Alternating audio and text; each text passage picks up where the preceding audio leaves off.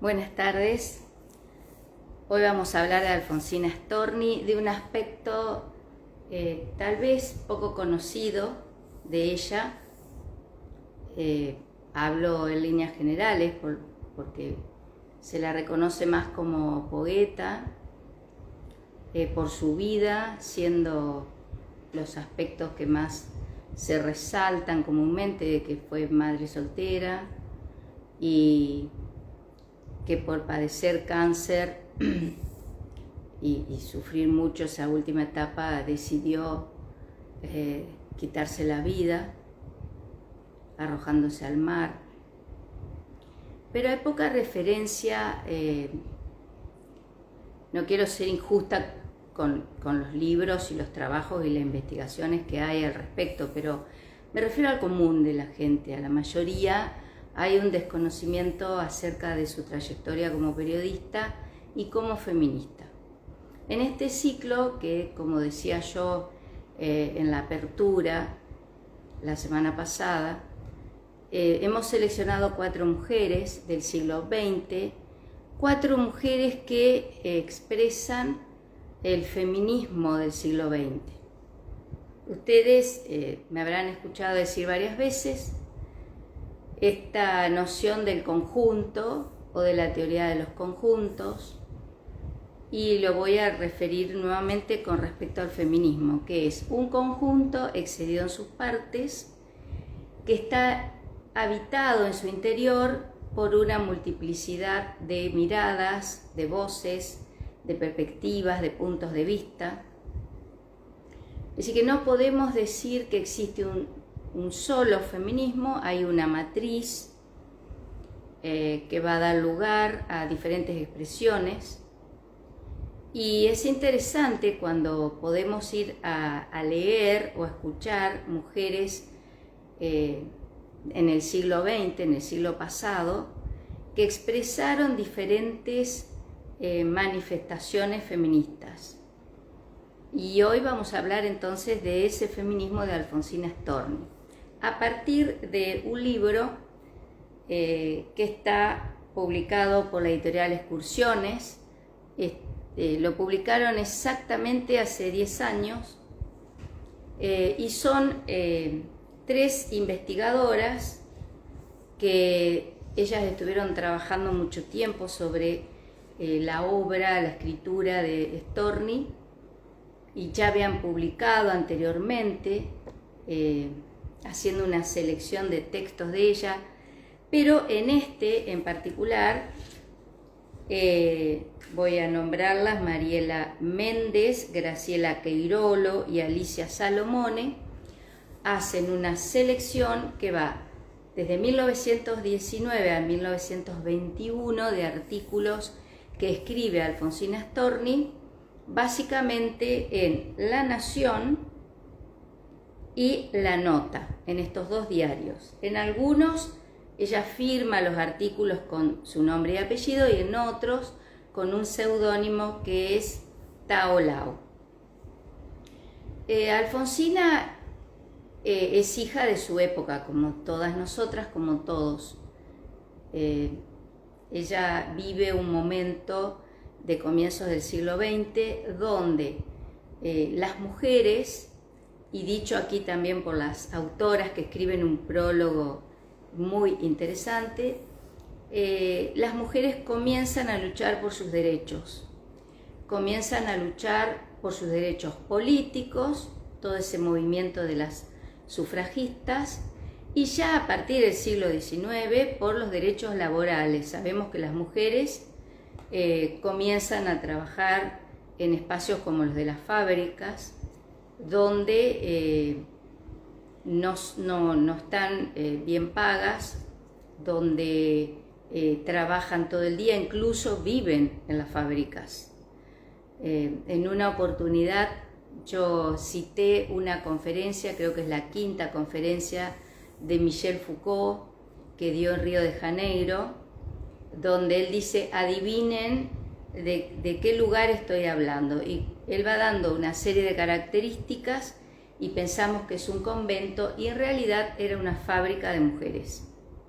Ese ese ritual, ese disciplinamiento propio de un convento se traslada a la fábrica.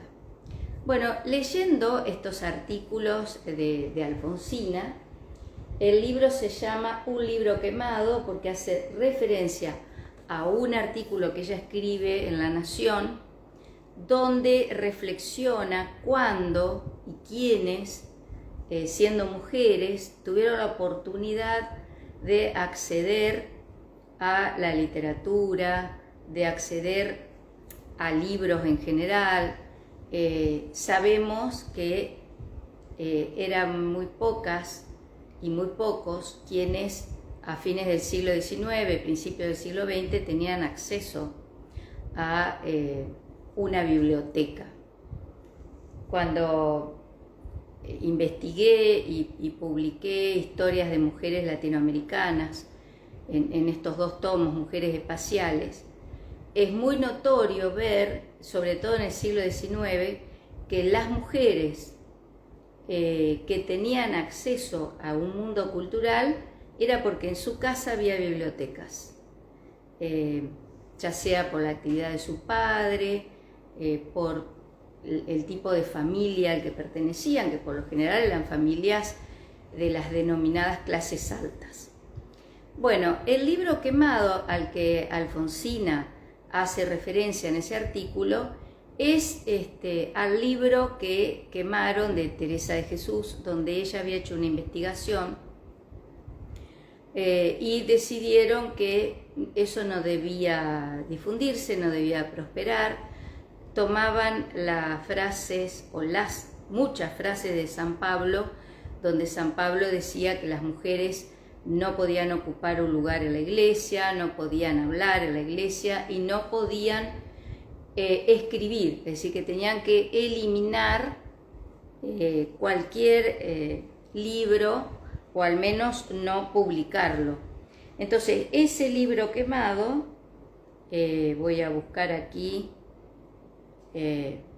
un poco lo que va diciendo ella, creo que está en la página 73 de ese libro quemado, que da nombre a este libro, da nombre a este libro, que nuevamente, lo dije la semana pasada, pero lo vuelvo a repetir, me lo recomendó Conrado Yacenza de la Tecla Ñ.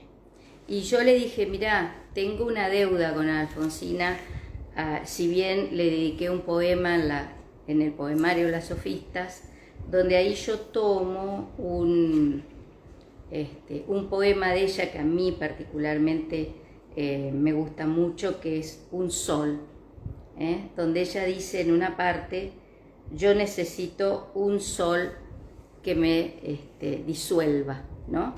Dice, hielo más hielo recogí en mi vida. También ese poema hace referencia tanto al calor como a la luz, a la luminosidad, a la opacidad. Pensemos que quienes la rechazaban o la criticaban a Alfonsina Storni tenían al menos 3 argumentos. Uno, no le reconocían su capacidad intelectual, no valoraban su prosa, su poética. Además, por supuesto, el hecho de ser madre soltera en ese momento era algo que te estigmatizaba tremendamente. Y también a quienes decían que era fea, lo cual ella aquí dedica, no a que le decían que era fea, pero sí le dedica muchísimo en los artículos a esta imposición que tenían las mujeres de ser bellas, de saber vestirse, de saber comportarse en la vida social, todos los consejos que se le daban a esas mujeres que participaban de la vida social, pero participaban acompañando ya sea a su marido, a su padre, al hermano mayor, las viudas que iban acompañadas de sus hijos, y que tenían que saber comportarse y presentarse en sociedad. Entonces, ser fea era todo un pecado, ¿no? Era algo que la disminuía con respecto a esa vida social en la que ella, por supuesto, también por su capacidad y su escritura, estaba y se destacaba. Bueno, un libro quemado, aquí ella, voy a leer una parte, ¿no? Dice: no hay mujer normal de nuestros días que no sea más o menos feminista. Podrá no desear participar en la lucha política, pero desde el momento que piensa y discute en voz alta las ventajas o errores del feminismo, es ya feminista. Pues feminismo es el ejercicio del pensamiento de la mujer en cualquier campo de la actividad. Es pues la razonadora antifeminista una feminista, pues solo dejaría de ser tal no teniendo opinión intelectual alguna. Es curioso consignar que en los países de habla castellana las primeras feministas, suprimidas reinas y damas de corte influyentes en política, han sido las monjas, las que por dedicarse a una vida de silencio y de cultura religiosa pudieron enriquecer su espíritu en las lecturas sagradas, escribir y publicar sus oraciones, versos o comentarios. A Teresa de Jesús, que se había permitido comentar el Cantar de los Cantares en Páginas Inmortales, su confesor hízole quemar aquel libro y sábese de las maravillas literarias que contenía por algunas copias aisladas que en poder de una monja quedaron. El libro quemado, que da nombre, título a este libro, se refiere a ese artículo, lo cual también es interesante porque ¿qué libros se quemaron a lo largo de la historia? ¿En qué periodos? ¿Y por qué motivos se quemaron, ¿no? Así que el título tiene un significado muy profundo, sobre todo en Argentina. Bueno, Alfonsina Storni aquí reflexiona en los diferentes artículos sobre qué se considera la feminidad, o cómo se considera la masculinidad. También ella tiene una postura muy interesante con respecto a los feminismos que se expresan en esa época. Vuelvo a insistir, para quienes llegaron más tarde, del año 1919 a 1921. Hay un concepto de ella que dice, y así se llama el artículo, un feminismo perfumado. Y ella hace referencia en varios artículos a las mujeres perfumadas. ¿Quiénes son esas mujeres perfumadas o esos feminismos perfumados? Es ser feminista porque estaba de moda. Era una moda que se había instalado en algunos lugares, en algunos círculos, entonces estaba bien decir que se era feminista. Pensemos en películas de la época y en algunas expresiones artísticas, obras de teatro, que las mujeres emancipadas, liberadas, por ejemplo, podían fumar y podían conducir un auto, algo que en ese momento podemos pensar que muy poca gente tenía un auto en su casa, en su familia, en su lugar. Ese feminismo perfumado, por supuesto, tiene que ver con la clase alta. Hay un artículo de ella donde reproduce una conversación en una peluquería de mujeres, donde discuten qué significa ser burguesa o aristocrática y qué es preferible, si ser burguesa o aristocrática. Aquí hay una parte en el libro donde quienes compilan esto dicen Alfonsina perteneció a ese grupo de mujeres modernas y urbanas.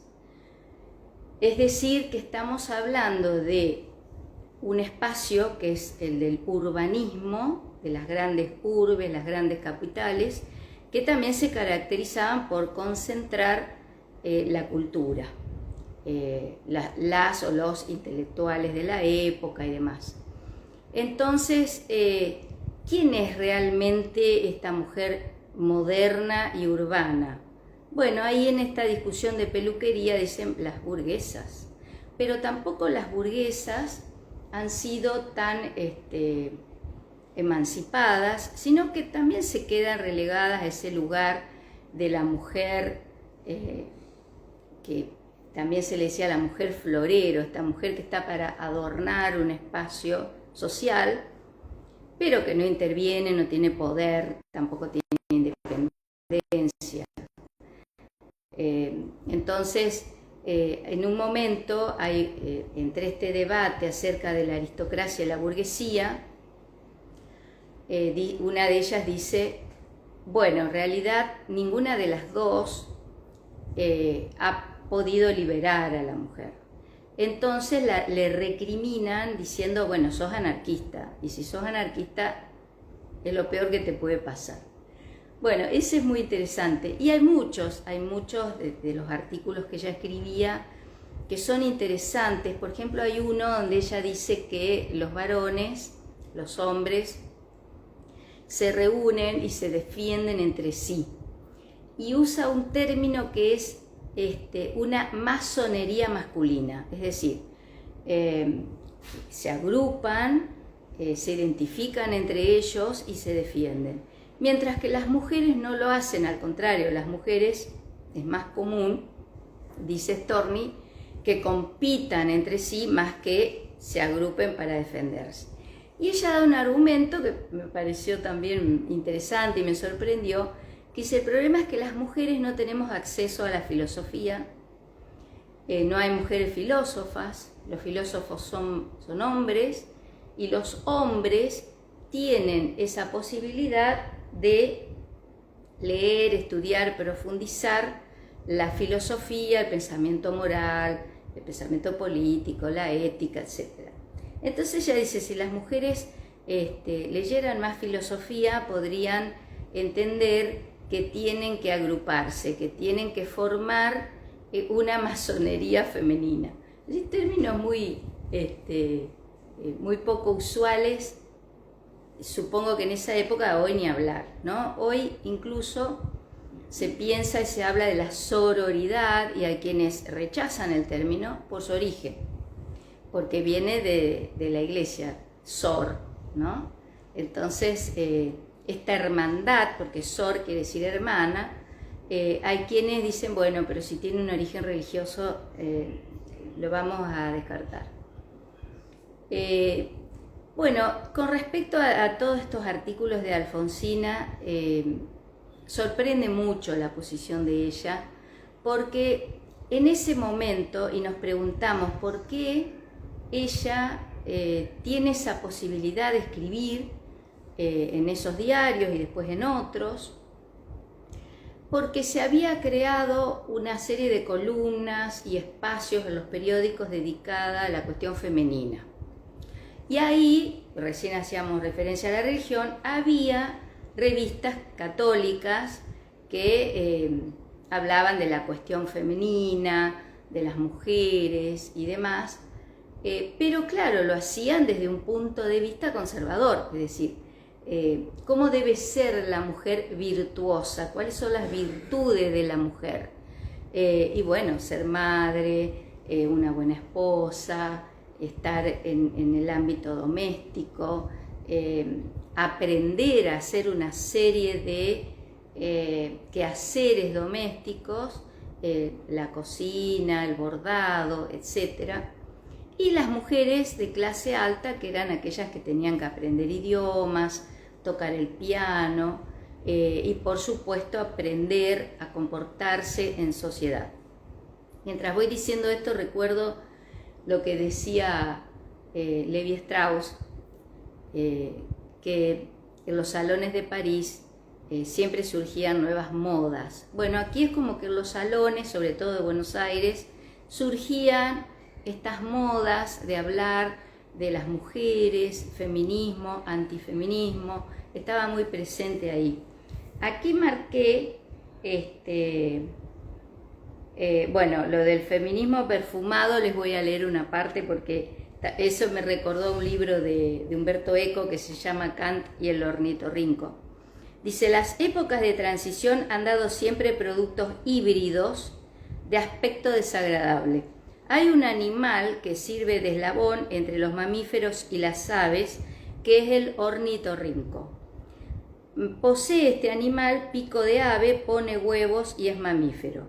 es feo producto zoológico que me ha hecho recordar por asociación de ideas a cierto producto híbrido del feminismo, donde ella dice, bueno, está esta moda de ser feminista, esta moda de mostrarse como una mujer emancipada, liberada, pero en realidad es como el ornitorrinco. No es ni una ni otra cosa, es como una mezcla ahí del clima de época en ese momento. Hay otro artículo, una parte que también les quiero leer, donde habla de las mujeres irreprochables, es decir, cómo deben ser las mujeres irreprochables. Y dice, bueno, acá ella da una serie de ítems, hoy le dirían de tips, de consejos con respecto a estas mujeres que son irreprochables, ¿no? Vamos tomando nota: mujeres virtuosas, mujeres educadas, mujeres que saben comportarse en sociedad, presentarse en sociedad, y las características que deben tener. Y cómo al interior de esas prácticas y de esa microcultura está esta feminista perfumada a la que ella critica, ¿no? Entonces, ella dice: movimientos aproximados que cuesta mantener la irreprochabilidad callejera de las mujeres. Miradas al espejo, distintas clases, tamaños y lunas. Miradas en los cristales de las vidrieras. Estiramiento de guantes. Cuidado de que los alfileres no escapen de su sitio. Humedecimiento de los labios. Afirmación especial de la pechera con un tironcito. Llevada de las manos a las horquillas que sostienen el velo. Reposición de polvos, muy discreto. Enderezamiento de las cuchillas de las medias. Lustrada furtiva de zapatos restregándolos contra la parte posterior de la pierna. Imprevistos con respecto a carteras, cuellos, pliegues, etc. Eso suma un total de 220 movimientos. Bueno, en todo el artículo es muy interesante la ironía que utiliza Storm, ¿no? Y yo pensaba, bueno, pasaron más de 100 años,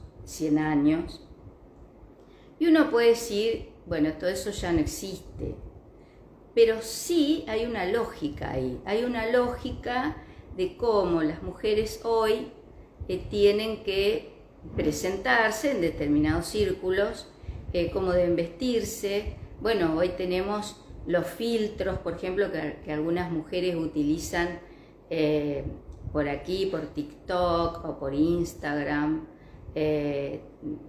Antes estaba la cuestión esta del Photoshop, o por ejemplo los diferentes, voy a decir una palabra que no se usa más, adminículos que se utilizan para que la mujer parezca más joven, parezca más linda, que no tenga defectos, etc. Más toda la cuestión, yo diría, biopolítica de las intervenciones quirúrgicas para lograr cierta belleza, mejorar los rasgos, el cuerpo, etc. A principios del siglo XX las mujeres usaban corset, y los corsets dañaban su cuerpo, sus órganos. Hay estadísticas donde dice que las mujeres morían jóvenes porque el hecho de tener una cintura muy pequeña y estar tan apretadas, tan aprisionadas, eso perjudicaba su salud. Hay un escrito de Walter Benjamin sobre eso, ¿no? Es decir, que hay también un principio de crueldad hacia las mujeres en cuanto a exigirles un aspecto, como dice acá Alfonsina, irreprochable, ¿no? ¿Cómo hace una mujer para aparecer socialmente de ese modo? Y después todos los rituales que tienen que ver con una boda, con un bautismo, incluso cuando las mujeres quedaban viudas, hay toda una cuestión ahí, ¿no?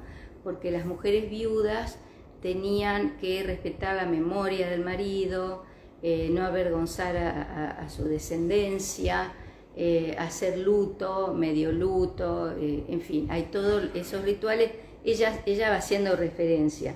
Y aquí, si uno ve el índice, va a ver, por ejemplo, donde ella habla de los bailes, de los detalles. Hay uno acá que dice, ¿por qué las maestras se casan poco?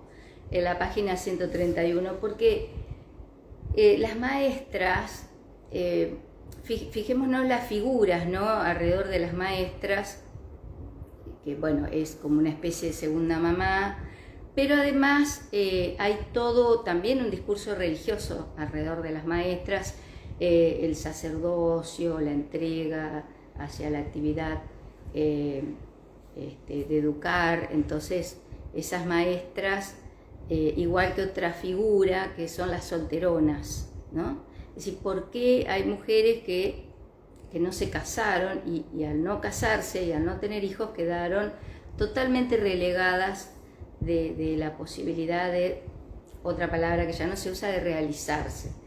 Me pareció muy interesante también lo que Alfonsina Storni reflexiona acerca de las masculinidades, porque ella ahí también hay una parte donde emparenta la situación del padre proveedor con la situación de las mujeres en general.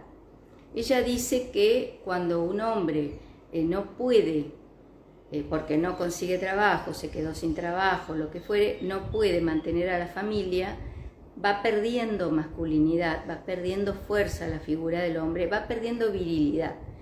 ¿Y qué es lo que le pasa a la mujer cuando no tiene independencia económica? Ella tiene frases ahí que me hizo recordar mucho a Virginia Woolf, que Virginia Woolf dice que a la mujer la liberó más la independencia económica que la posibilidad de votar a sus representantes. Es decir, que los derechos políticos no la han liberado a la mujer como si lo hizo la independencia económica. Recordemos, una vez lo comentamos, que Virginia Woolf recibió una herencia de una tía suya que murió al caer del caballo, y ella dice que bueno, ahí pudo tener su casa, su cuarto propio, que le dio el título al libro, ¿no?, que ahora está circulando mucho. Bueno, tiene mucho que ver todo esto que dice Alfonsina con las mujeres de esa época, pero lo interesante es que hoy tiene actualidad, es decir, que no es que la mujer en estos últimos 100 años ha ganado tanta independencia, tanta autonomía, tanta libertad, sino que se reproducen prácticas y lógicas con escenarios diferentes, ¿no? Pero cuando uno lee tiene mucha actualidad, incluso la forma en que algunos descalificaban a las mujeres son muy parecidas a las de ahora. Es decir, ser gorda, ser fea, ser vieja, ser pobre, también son argumentos para desechar a las mujeres de cualquier espacio público, espacio familiar, espacio laboral, espacio político. Cuento acá, hago un paréntesis, un colega mío de la UBA, él se dedicaba durante mucho tiempo en Facebook a burlarse de Lilita Carrió, siempre aludiendo a su cuerpo. Entonces yo un día le digo, pero estás muy mal, porque vos tenés que, si estás en desacuerdo con Elisa Carrió, bueno, ideas, conocimientos que los tiene, argumentos, pero no el cuerpo de ella, no burlarte del cuerpo de ella. Vos podés estar en desacuerdo también con otras mujeres de la política o del ámbito político, pero el desacuerdo se tiene que expresar en términos, como dije recién, de ideas, de posiciones, de puntos de vista, de perspectiva, pero no del cuerpo o de la cara o de los defectos físicos. Puedo citar un montón y ustedes podrán imaginar ahora un montón, ¿no? Creo que ahí es donde Alfonsina expresa esta herida femenina, donde las mujeres han sido lastimadas, heridas con estos comentarios, y que no solo queda en el ámbito de lo simbólico, sino también en el ámbito real, de no poder encontrar un trabajo, no poder progresar económicamente, y esta diferencia siempre entre el salario que cobraban los hombres y el que cobraban las mujeres, que bueno, esa fue una lucha. Hay una figura famosa que es de las conventilleras, que eran estas mujeres que salían de los conventillos a protestar por cómo les aumentaban el alquiler, ¿no? Y bueno, Virginia Volten, de quien vamos a hablar también, ella perteneció en Rosario a este grupo que después se llamó las conventilleras, y quedó ser conventillera como sinónimo de ser una mujer problemática, complicada, que hace lío, que hace problema. Ella por acá dice que una manera también de descalificar a la mujer es de decir que es esta persona que habla con voz finita y que levanta la voz cuando quiere ser escuchada. Entonces como que eso molesta, ¿no? Bueno, siempre va a haber argumentos, y ella dice que a los varones o a los hombres que están en una situación de precariedad, también pasan a sufrir lo mismo que les ocurre en general a las mujeres. Hay un artículo al final, El amor y la mujer, al final del libro, donde ella vuelve a tomar con mucho énfasis la cuestión de la filosofía, ¿no? Y dice: empiezo este artículo con el paraguas abierto, pero os ruego, oh divinas, que no hagáis llover sobre mí otra cosa que flores. En tal caso el paraguas será vuelta y les recogerá. Muchas gracias. Bueno, ella acá hace todo un juego metafórico sobre las flores, y dice cómo la filosofía va presentando el tema del amor. Tenemos en cuenta que el amor está en la palabra filosofía, ¿no? Es decir, filosofía, el amor a la sabiduría. Entonces dice ella: el cínico suele ser un romántico desesperado, una especie de trovador medieval que estaba cantando sus estrofas a su blanca amada al suave fulgor de la blanca luna, y lo corrieron los perros.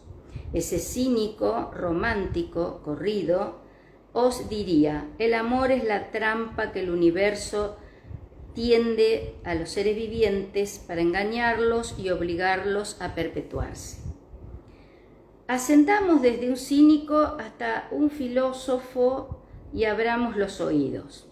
Los cínicos también eran filósofos, pero ella plantea que hay por encima de los cínicos otras jerarquías filosóficas. El amor es, como todo lo existente, un aspecto relativo y visible de lo absoluto invisible. Por lo tanto, toda definición sería falsa. Enteraos, dice. Un escéptico diría: no se puede repetir qué diría un escéptico. Algunos ingleses lo han definido de una manera terrible. Un espiritualista sentenciaría que el amor es la porción divina que separa al hombre de la bestia. Si uno va hilando finito, se da cuenta que en un momento está hablando de San Agustín, en otro momento está hablando de Nietzsche.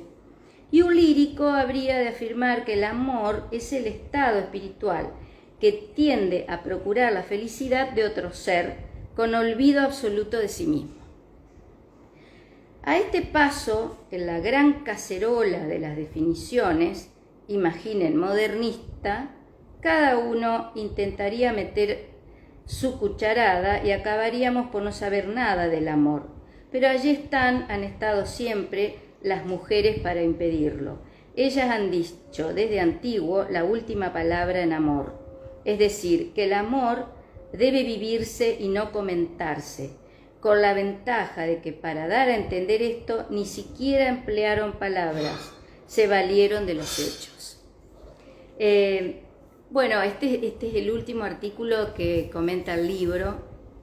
Ella aquí aborda, miren, todos los problemas que tienen que ver con el trabajo. Ella dice, bueno, hoy una mujer que quiera trabajar tiene que ser dactilógrafa o tiene que ser modista.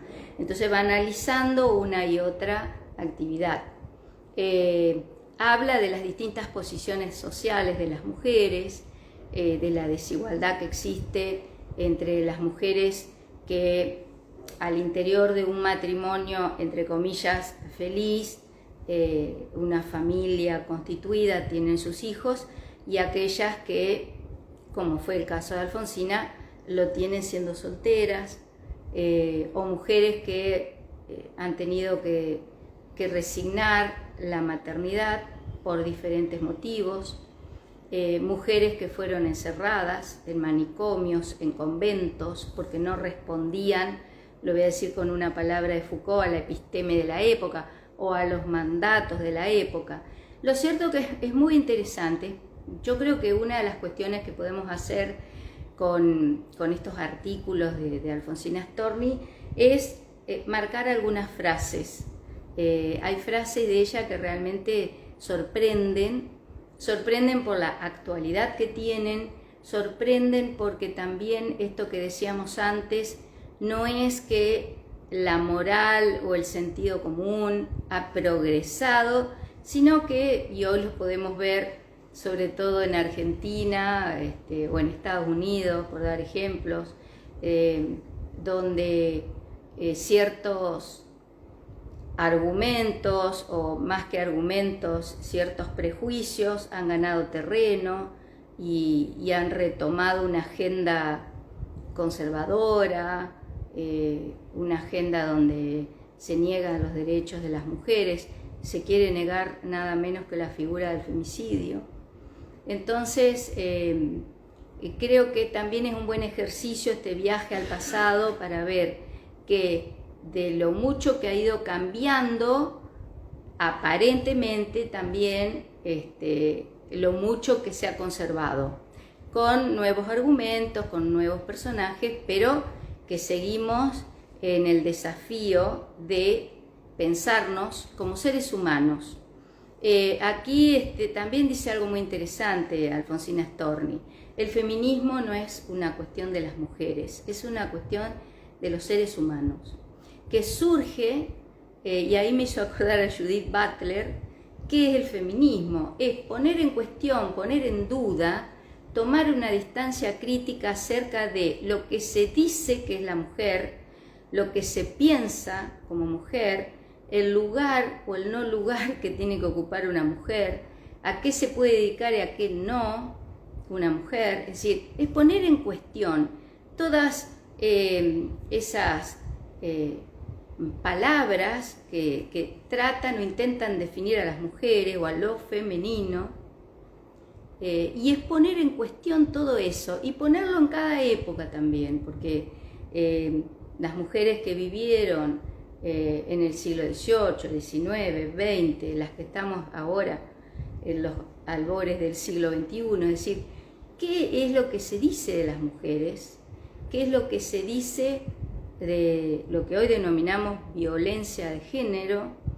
Y aquí quiero recordar cómo a veces se caen dentro de los feminismos en contradicciones, porque hay ámbitos donde se sigue hablando del amor romántico y se sigue hablando de un crimen pasional, siendo que esto ya está suficientemente argumentado de que no existe el crimen pasional, que el amor no es matar, el amor no es lastimar. Entonces, de hecho, quiero, para terminar, citarlo a Lacan cuando dice que el amor es el naufragio del narcisismo. Es decir, que donde hay narcisismo no hay amor, y donde hay egoísmo no hay amor. Entonces, hablar de crímenes pasionales, que es lamentable, pero todavía hay quienes lo dicen, quienes lo expresan así, es algo preocupante, ¿no? Entonces me pareció, un poco para ir terminando, que toda esta reunión de artículos de Alfonsina Storni, que algunos son inéditos, hay escritos inéditos de ella en este libro, muestran cómo ella hace 100 años se posicionaba como feminista, argumentaba qué era el feminismo, pero también tenía una postura crítica con respecto a quienes se decían feministas, pero en realidad no lo eran, sino que era más bien una pose, algo que estaba bien, y también tiene algunas posiciones críticas con respecto a comportamientos de las mujeres, es decir, que ser feminista también implica admitir que no todas las mujeres lo son, en el sentido positivo del término, no en el sentido negativo del antifeminismo, que no todas las mujeres defienden a las mujeres o las comprenden, o se solidarizan o se ponen en el lugar, y hoy lo podemos ver claramente, que es una mujer la que dijo cierren el salón de las mujeres, bajen esos cuadros, donde estaba también el de Alfonsina en aquel salón de las mujeres el 8 de marzo del año pasado. Y ahí es donde yo compartí en un reel la foto donde quitan el retrato de Alfonsina y esa parte de la canción que dice te vas Alfonsina con tu soledad. Y yo el mensaje que quiero dejar al final es que más allá de que ya haya cerrado el Salón de las Mujeres y se hayan bajado los retratos, y se haya bajado el retrato de Alfonsina, que no la dejemos en soledad y que tengamos en cuenta que ella era poeta, pero también era una mujer muy valiente, era una mujer feminista, era alguien que se exponía en esa época a escribir artículos en periódicos donde, por supuesto, era atacada por hombres y también por otras mujeres, ¿no? Que no aceptaban ciertos argumentos.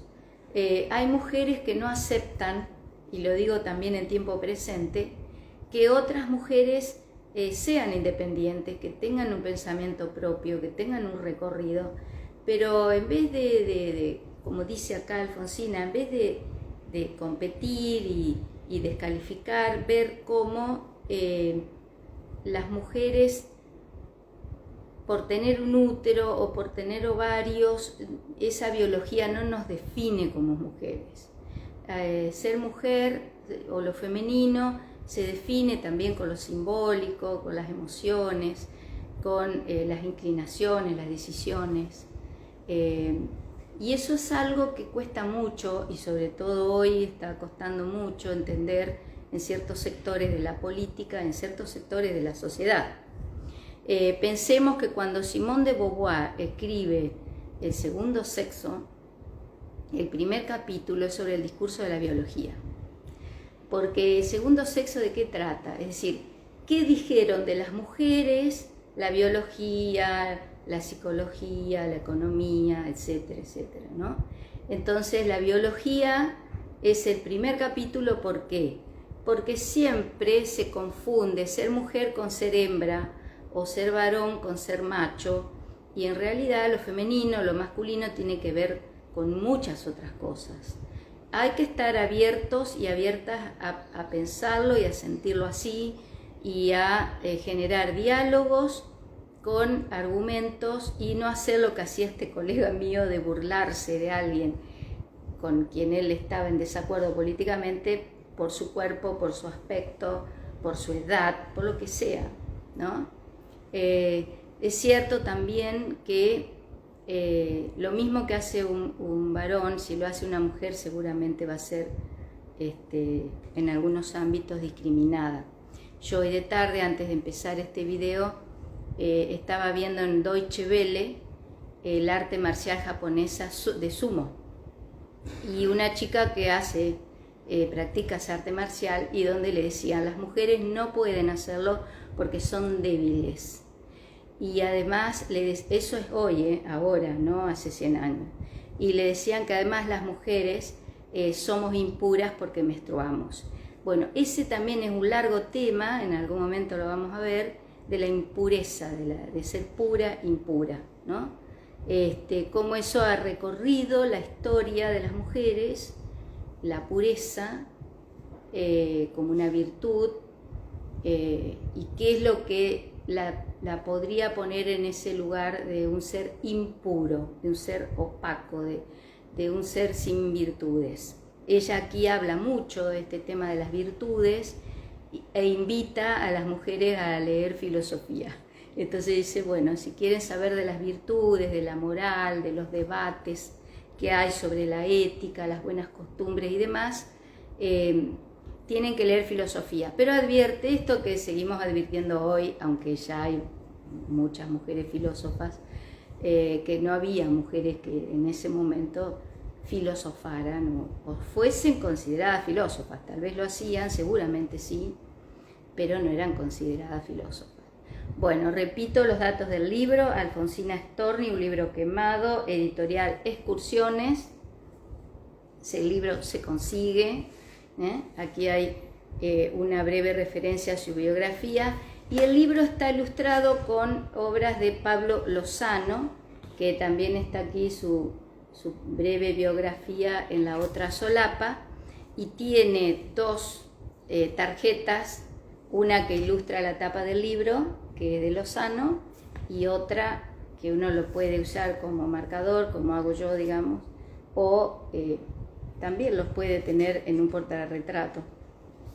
Pero el libro vale realmente la pena leerlo y tomar nota, marcar frases de Alfonsina Storni, y rescato también el prólogo de quienes hicieron esta compilación, que además es un prólogo con unas referencias bibliográficas muy interesantes, donde hablan de la modernidad, hablan de la urbanidad y del feminismo que se expone en ese periodo de principios del siglo XX con diferentes representantes, no solo en la Argentina, sino a otros niveles, ¿no?, internacionales. Bueno, gracias por haberme acompañado, y el próximo lunes vamos a hablar de María Elena Walsh, en estas 4 mujeres que seleccioné, el feminismo, que me trajo mucha nostalgia este libro porque, bueno, María Elena Walsh participó mucho en el advenimiento de la democracia cuando estaba Alfonsín. Incluso acá en el libro hay una carta a Alfonsín que la vamos a leer el próximo lunes. Bueno, nuevamente gracias, les mando un abrazo y seguimos adelante con las sofistas.